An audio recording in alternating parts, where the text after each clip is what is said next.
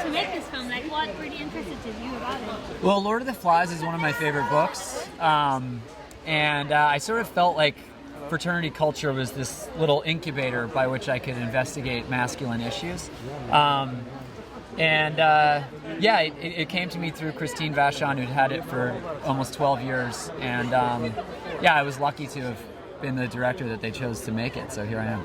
Did you look at like other films as well that had like all male young casts, like for example the one Riot Club, which came out, which is kind of like a British version, which had Ben Schnetzer in it. Yeah. How are you? Yeah, no, I looked at just about every one I could find. I mean, it was funny because I watched the beginning of Full Metal Jacket the other day, and just the beginning part, I was like, oh, this is all just hazing, really. It's breaking men down and building them back up. And I did actually watch the old Lord of the Flies film from the 50s or 60s, but yeah, I tried to watch everything I could that related to it. And Todd Phillips' film, Frat House, which is the first film he made as a documentary, which is really integral to this film. I used a lot of material from that. I was just wondering, how did you approach your role? Because your role, he's kind of sensitive, but he's like the perfect frat boy as well. So how did you do that? I think it was, really in this whole movie about tapping into the masculinity concept, and each boy in the fraternity is so distinct and so specific that I think it was very clear if you just read the page what we were supposed to do and how we're supposed to carry it out. And then just also trying to build that camaraderie with the brothers early on and find that balance in something that would really speak to the audience.